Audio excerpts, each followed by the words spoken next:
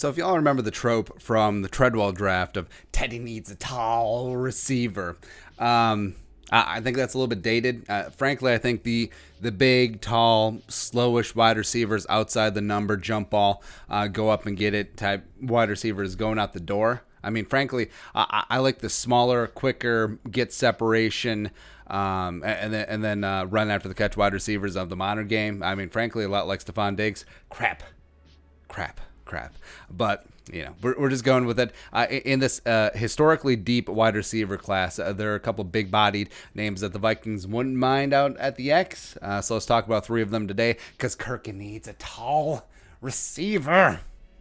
First up, Michael Pittman Jr., the pride at USC, fight on, Trojans, whatever. 6'4", 223-pound senior, son of former NFL running back Michael Pittman, former of the Bucks. He played for the Cardinals, too.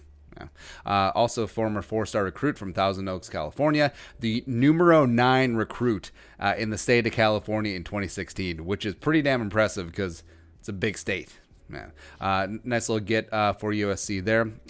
Basically was a one-year wonder. I mean, worked his way up, played special teams, was a reserve, and then in 2019, senior year, broke out. 101 catches, 1,275 yards, 11 touchdowns as well. First team All Pac-12, second team AP All-American. So pretty big deal. I mean, combine-wise, nothing to write home about. Same thing with the Senior Bowl, sort of but was measurables-wise pretty average in everything except for size, right? But what you do get from him, we saw the 1 year in LA, was a big contested catch monster. Kind of wonder why he wasn't worked in a little bit more earlier on.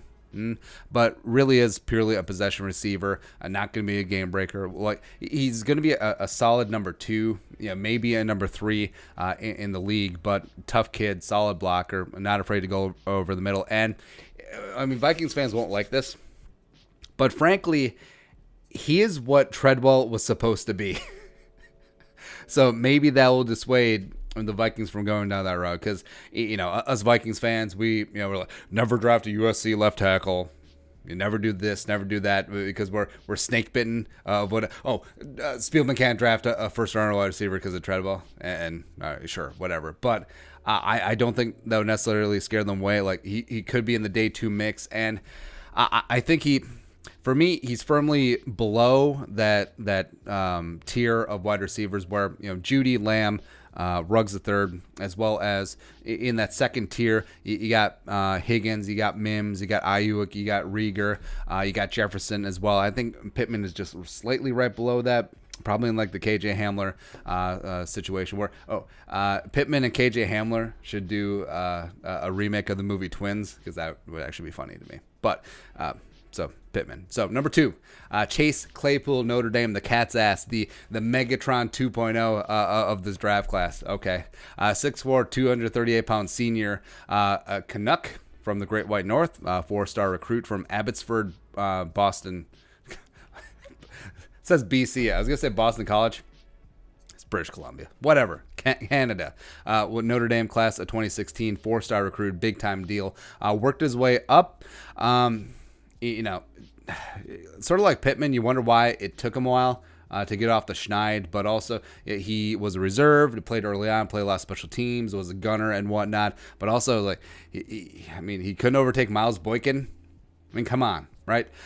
Worked his way up, like we said, crescendo in 2019 as a senior, 66 catches, 1,037 yards, 13 touchdowns. I did have a 4-touchdown game against Navy. You went full-on Marvin Jones, Xavier Rhodes face type game. As well as he was their bowl game MVP, going 7 catches, a $146, and a touchdown against Iowa State. But Cyclones. And no big numbers because Notre Dame's offense is still stuck in the 40s, even though Ian Book is a pretty damn good quarterback. So this is what it is there.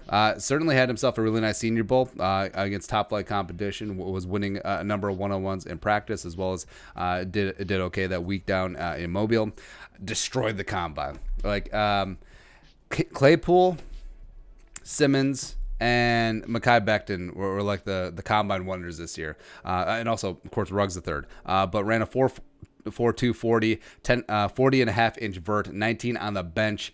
He didn't do agility drills because, like, if you watch some Notre Dame games, he would have DK Metcalf'd it. Like, he would have been terrible in the 3-cone, would have been terrible in the short shell as well. Just, like, not great, but overall, big catch radius, breaks tackles, legit could be legit can move him to a tight end, because he came into the combine pretty yoked up at 238 pounds, which is 4 pounds lighter than Irv Smith, by the way. Yeah, so I say if you're going to stick him at wide receiver, put him at the X, let him go.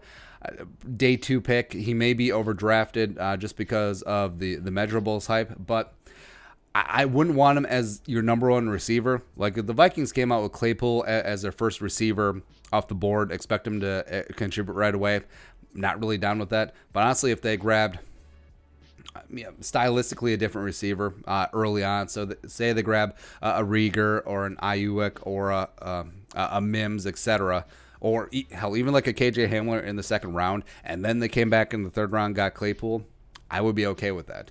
Lastly, so the next of the big-bodied hype guys. So AGG, our guy, Antonio Gandy-Golden out of Liberty University, 6'4", 233, former 2-star recruit from Dallas, Texas, very lightly recruited, enrolled at Liberty, and started working his way up. 2017 sophomore, 69 catches, which is pretty nice. 1,066 yards and 10 touchdowns. 2018, Liberty jumped up to FBS his junior season, 71 catches, 1,037 yards and 10 touchdowns. Senior season 2019, 79, 1,396 and 10. Now the big question is, does he have a cap on touchdowns? Like, does it max out at 10? Does he have a commission cap? Like, what is going on? But overall, really nice small school college career. Now, the big question with any small school project is your level of competition. So, went to the Senior Bowl, did okay. Certainly didn't get worked. Also, didn't really establish himself either, but didn't get washed out. So, I think that's kind of big for him. Combine, oy vey. Not great, not ideal, especially in the agility drills. Like, is DK's Pac-Man graph without the rest of it, without the rest of the nice. But small school wonder, has the size, doesn't really have the speed or agility. It kind of reminds me a lot like Brian Quick when he came out of Appalachian State, where I think Quick ended up being a 2nd-round pick by the Jets, where he was not quick, like, at all, but he was big. That is all. So I think AGG, I like him. He's intriguing. I certainly would not want him as the immediate number 1 wide receiver to contribute right away. Like with Claypool, if the Vikings got a receiver round 1, round 2, and then circle back on AGG, say round 4, or potentially if he's there round 5, okay, I would be down for that. But I mean, like I said, I like Pittman. I'm intrigued by Claypool. AGG is fun, but I'm not like overly in love with him. Like, I'm not full on. Gotta have this player, day 2, day 3 in this draft. But like I said, stylistically, this type of receiver sort of being phased out. Give me some nice. Give me some quick. Give me some Jalen Rieger one time. Let's go. But all right, your thoughts? Big-bodied receivers in this draft, because Kirky needs a tall receiver. Let us know in the comment section below. Subscribe for daily Vikings takes. If you want to support the work, pull us on the Venmo. Please give us a follow on social media as well. But until next time, Skol. Production value.